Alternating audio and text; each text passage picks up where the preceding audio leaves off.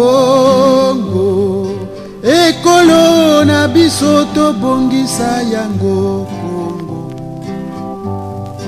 Congo, ekolo monene tobosana te. Congo, tolingana toyokana. Mesdames et messieurs, mes chers compatriotes, c'est en connaissant notre destination finale que nous pouvons préconiser quelle est la voie plutôt que nous pouvons emprunter pour atteindre des objectifs communs. Et les objectifs communs ici, c'est l'accélération de la marche vers le développement que nous connaissons. Mais l'itinéraire, c'est le mécanisme qui nous permet d'atteindre ce niveau aussi important. Mes chers compatriotes, mesdames et messieurs, je suis Harold Ejbert Numbu, président du Devoir patriotique, membre de la majorité présidentielle. Aujourd'hui n'est qu'une suite logique de notre thème que nous connaissons tous, le logiciel Congo face aux enjeux du développement actuel. Mais avant de rentrer dans le vif du sujet, j'aimerais passer par quelque chose de spécial. C'est de féliciter tous mes concitoyens promis dans ce nouveau gouvernement. Je voudrais vous rassurer que le président de la République et le chef du gouvernement a jugé bon que vous êtes les hommes qu'il faut actuellement pour accélérer la marche vers le développement. À vous, mes chers ministres, c'est vrai que le travail est très difficile, mais en associant le patriotisme en vous, vous verrez que ce travail sera aussi facile que vous le pensez. Associer le patriotisme, c'est très simple. C'est de couper le paix. En coupant le paix, vous rendez à la nation. Comme je disais dans notre première émission, c'est de rendre à la nation. Vous avez pris à la nation et maintenant c'est de couper le paix et rendre à la nation. C'est de faire le travail pour lequel vous avez été élu. Certainement, vous allez vous poser des questions, mais pourquoi moi? J'ai eu la chance d'être dans le gouvernement. Eh bien, mes chers concitoyens, ce n'est pas une question de chance. Selon ma conception, je pense que la chance, c'est juste une accélération du temps par rapport à tout ce que nous faisons dans le quotidien. C'est ce que nous appelons la chance, car en fait, la chance n'existe pas. Le président de la République vous a fait confiance. Et à vous de faire le nécessaire. De ce que 6 millions de Congolais. Aujourd'hui, le président a été publicité à plus de 2 millions de Congolais. C'est vrai qu'il y a eu l'opposition, il y a eu des indécis, mais là n'est pas le problème, puisque c'était un combat sans merci, un combat loyal. Après une élection, nous repartons à la case de départ, c'est-à-dire le même peuple attend de vous, vous qui êtes promis aujourd'hui. Pour mes concitoyens, ministres, permettez-moi, c'est vrai que je vous ai félicité, mais permettez-moi de dire quelque chose à quelques ministres. Je voudrais m'atteler sur un sujet aussi important, puisque dans notre logique, je suis président du Devoir patriotique, nous parlons de la patrie. Et la patrie, le patriotisme. Parmi vous, il y a certains qui se sont démarqués et je n'hésiterai pas à revenir sur ça. Je voudrais parler des 3 ministres, donc 3 ministères. Je commencerai par le ministère de l'Agriculture avec le ministre Ngobo Valentin. Excusez-moi parce que la dernière fois, j'ai déformé votre nom par Ngobo. Je tiens à m'excuser à cela. Merci, monsieur le ministre, vous avez été reconduit. Pour le bonheur du peuple, bien sûr. Monsieur le ministre, vous faites un travail remarquable. Pour les indécis, tant mieux. Pour nous, les patriotes, nous vous disons bravo. Coup de chapeau à vous. Continuez le travail que vous êtes en train de faire. Mais, monsieur le ministre, nous étions dans la foire agricole. Nous avons assisté. Monsieur le ministre, vous avez mis en place ce qu'on appelle des zones protégées de l'agriculture. C'est une bonne chose. Et comme je disais la fois dernière, vous avez mis en place ce qu'on appelle, vous avez mis en place le riz. Le riz que je parlais à propos de la réalité substantielle. Mais monsieur le ministre, nous avons bu du vin, le vin congolais. Et comme je l'ai toujours dit, ici, nous ne sommes pas au tribunal, ou encore, nous vous faisons une obligation. Ce n'est pas une revendication, mais une suggestion patriotique. Je pense que l'idéal, avec notre pensée patriotique, et couplé à votre logique, il est nécessaire aujourd'hui de penser à mettre en place ce qu'on appelle la banque agricole. Cela viendra de vous. Si le vin que nous avons consommé à la foire agricole, et ce vin pourra faire l'objet de l'industrialisation, je vous assure. La dernière émission, j'ai parlé de la dépendance. Imaginez-vous, déjà, je peux dire, c'est une antivaleur que nous pouvons retirer dans la JBCR. Et cela permettra à ce que nous puissions voir les choses au fur et à mesure. Avec le riz, vous nous avez prouvé que c'était possible. Mais nous attendons que ce riz-là puisse se retrouver dans toutes les boutiques de la République, y compris le foufou Machumba. Je voudrais, par la même occasion, parler au ministre de l'Intérieur. Monsieur le ministre de l'Intérieur, coup de chapeau à vous. Monsieur Léo Songo, vous avez été avec nous à Pointe-Noire comme chef d'état-major. Mais si aujourd'hui le président de la République a permis que vous soyez là, c'est comme je disais tout à l'heure, ce n'est pas une chance, c'est la confiance. Il estime, avec le Premier ministre, que vous êtes l'homme qu'il faut à la place qu'il faut actuellement pour régler certains problèmes de la République, pour mettre de l'ordre, pour assainir. Et je connais votre compétence, je connais de quoi vous êtes capable. Votre loyauté, ce n'est plus à démontrer, puisque étant à Pointe-Noire, nous connaissons ce que l'impact, l'empreinte même de votre travail au niveau de Pointe-Noire. Monsieur le Premier ministre, nous avons eu un souci, le souci que nous connaissons tous. Vous étant père de famille, connaissez le souci des passeports. Vous étant ministre de l'Intérieur et chargé à l'administration du territoire, je pense que cela, vous pouvez le régler dans un peu de temps. Un laps de temps, vous pouvez effacer tout ça. Vous pouvez remettre dans l'ordre. Monsieur le ministre, j'ai eu la chance de tomber sur un rapport de la Commission nationale de la transparence, de la responsabilité dans la gestion des finances d'État, qui a été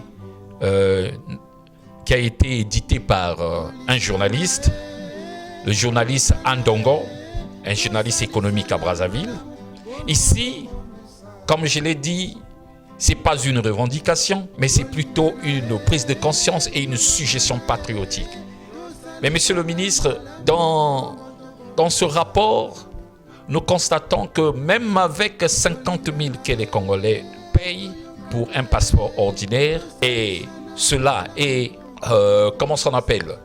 fabriqué, encore produit par la société Müller-Bauer, une société allemande. Mais monsieur le ministre, rien qu'avec le passeport ordinaire, le Congo a plus de 500% que le Congo gagne.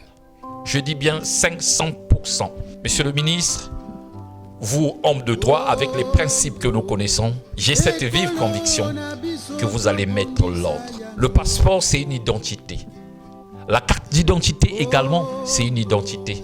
Ce n'est pas un luxe. Et vous conviendrez avec moi que le passeport au Congo est arrivé jusqu'à 500 000. Je dis bien 500 000. De 50 000 à 500 000. C'est suicidaire. Monsieur le ministre, nous ne vous imposons rien. Le devoir patriotique ne vous impose rien. Mais nous reconnaissons en vous les qualités. Et comme vous l'avez dit, j'ai suivi récemment votre interview quand vous avez parlé du sacerdoce. Monsieur le ministre, nous vous disons merci. Merci parce que nous croyons en vous. Nous savons que vous êtes capable de le faire. Vous êtes capable d'assainir. Vous êtes capable de remettre l'ordre. Raison pour laquelle nous vous disons bon vent dans l'exercice de vos fonctions. Pour le troisième ministère, je voudrais parler du ministère des antivaleurs. Monsieur le ministre chargé aux antivaleurs. Et si nous pouvons coupler les antivaleurs, avec la HALC qui est la haute autorité de la lutte contre la corruption, à ce moment, nous pouvons comprendre les enjeux actuels. Mais monsieur le ministre est le responsable de la haute autorité de la lutte contre la corruption. Hier, le tout dernier projet de société, on nous a parlé de toujours la marche, voyez-vous, poursuivons la marche. Mais ici, nous sommes dans la logique d'accélérer, c'est-à-dire d'aller plus vite. Vous conviendrez avec moi, monsieur le ministre, si hier, vous avez utilisé cette logique par rapport à votre position, à vos prérogatives, la logique était de faire la prévention. Monsieur le ministre et monsieur le responsable de la haute autorité de la lutte contre la corruption, je pense actuellement il est nécessaire, vraiment très nécessaire, de passer par la répression. Vous n'allez pas seulement rester par la prévention, et il faut aussi mettre la répression.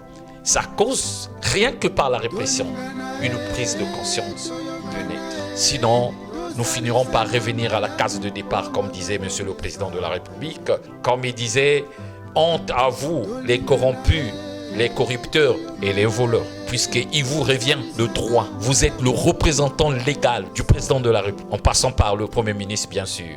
Vous êtes le représentant légal du président de la République en la matière. C'est de mettre l'ordre. C'est vrai que la sanction, elle est difficile, mais la loi, elle est pour nous. Personne ne peut se permettre de dire qu'elle est au-dessus de la loi. Pour terminer, je voudrais laisser un message au Premier ministre. Monsieur le Premier ministre, Anatole Colinet Makosso, que tout Congolais appelle ASEM. Comme je l'ai dit tout à l'heure dans l'ensemble, monsieur le Premier ministre, votre reconduction aujourd'hui n'est pas un fait d'hasard, n'est pas une chance non plus. Parce que si nous parlons de la chance, je disais tout à l'heure, c'est la forme tout simplement accélérée du temps. Mais mettons ça de côté. Vous avez eu la confiance du président de la République. Et le président de la République, en nommant le Premier ministre, c'est même sa chasse gardée.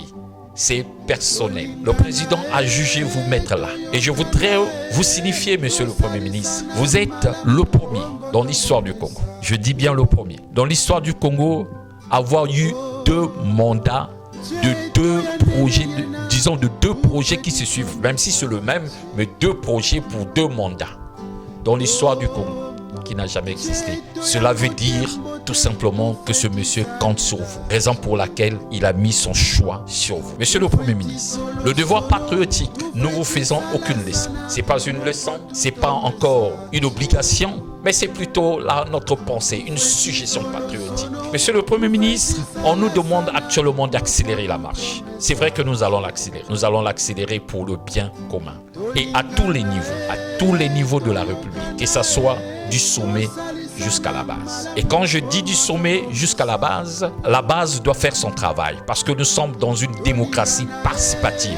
Monsieur le Premier ministre, il revient à vous. Et quand je dis il revient à vous, de couper le cordon ombilical. Le cordon ombilical que vous allez couper. Je voudrais vous rappeler quelque chose, qu'une femme enceinte porte un bébé. C'est à lui, c'est un bébé privé puisque le bébé est dans son ventre. Mais quand un bébé, ce dernier sort après l'accouchement, et ce bébé, à la sortie, automatiquement à ce qu'on appelle la personnalité juridique. Et ce bébé devient un bébé populaire, donc le bébé de la nation. Vous conviendrez avec moi pourquoi je le dis, monsieur le Premier ministre, soyez au-dessus de la mêlée. Pourquoi au-dessus de la mêlée? Pourquoi couper le cordon ombilical? C'est tout simplement mettre le patriotisme devant. Le patriotisme nous permet de voir tout le monde au même pied d'égalité. Nord, sud, est, ouest, tous le maillon d'une chaîne. Nous formons une chaîne, raison pour laquelle vous devez couper le cordon ombilical. Quand il s'agira de frapper, c'est la République qui l'oblige de frapper. En ce qui concerne le bien de l'État, même sanctionner un proche est normal. Je voudrais vous dire une chose, pas seulement à vous, monsieur le ministre, au gouvernement actuel. Je voudrais vous dire une chose. Il y a un passé récent, donc voire 2-3 décennies de cela, l'Afrique a reçu un homme d'État, Mundele, donc un homme blanc. Cet homme d'État, dès son arrivée en Afrique, avait fait passer un message. Le message disait quoi? Il dit l'Afrique a besoin des institutions fortes et non les hommes forts. Monsieur le Premier ministre, chef du gouvernement, vous qui incarnez le gouvernement Makosso 3, je voudrais vous dire que le monsieur a eu tort, ce Mundele-là. Vous conviendrez avec moi que la logique de ce monde, pour rendre une institution forte, on a besoin des hommes forts, capables de couper le pays, Vous conviendrez avec moi récemment, j'ai fait une illustration avec les tiges d'Alibet. avec les tiges d'allumettes. Faites comprendre à vos ministres, puisqu'ils sont sous vos bottes, excusez-moi du terme. Vous êtes comme dans un chantier, et dans ces chantiers, nous avons eu ce qu'on appelle un architecte. L'architecte a fait son plan. Il vous a remis le plan. Vous êtes son chef de chantier, ou encore un contremaître. Tous les ouvriers sont sous vos bottes. Et faire comprendre à ces ouvriers que pour qu'une institution marche, nous avons besoin des hommes forts. C'est vrai que c'est difficile à comprendre. Sans les hommes forts, il peut n'y avoir aucune institution forte. Ça, je vous le dis, sans complaisance, sans détour. Que ce soit aux États-Unis, en France, un peu partout. Le monde actuel a besoin des hommes forts pour que les institutions marchent. Sans les hommes forts, il n'y a pas les institutions fortes. Monsieur le Premier ministre, je voudrais vous faire, il y a une anecdote. Il y a quelques années, disons une année, je me suis retrouvé dans un forage de pétrole. Pour ceux-là qui connaissent le forage de pétrole, c'est pas facile. Nous avions eu un souci de BOP, puisqu'il était question de faire les tests de pression. Imaginez-vous, le directeur des opérations de ce projet était là au moment où nous étions en train de travailler, parce qu'avec le forage, ce n'est que des masses. Pam, pam, pam, pam, pam. Il n'y a pas de clé là-bas. La clé là-bas, c'est les masses. Alors, le directeur des opérations était là. Le chef de site également était là. Nous étions en train de travailler. Et cette anecdote, quelques temps plus tard, c'était l'heure du casse-croûte. Alors, l'heure du casse-croûte est arrivée, mais le directeur des opérations, lui qui n'avait pas le droit de travailler, mais il était là, avec son casque, en train de travailler avec nous. Dites-nous, qui pouvait se lever, d'aller prendre son casse-croûte? Personne. On se regardait tous, mais nous étions obligés. Monsieur le Premier ministre, comme je le disais tout à l'heure, ce n'est pas une revendication. Nous ne faisons aucune revendication. Nous faisons une suggestion patriotique par rapport à l'heure actuelle.